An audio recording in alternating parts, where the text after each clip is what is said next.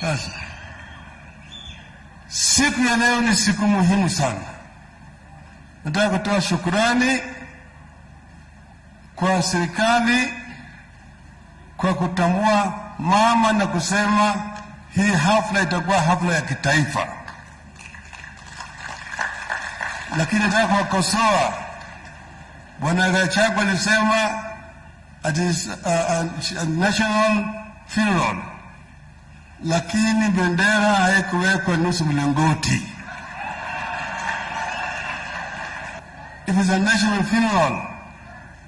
Pili, mama huyu alikuwa anawasia, alisema angependa siku ambayo nazikwa hapa ili mzoga ya mwili ya bwana yake itolewe kule Kamiti prison, iletwe hapa izike pamoja na yeye hapo kati yake.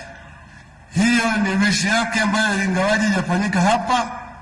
Mimi nataka kuambia waangalie hiyo maneno ifanyike.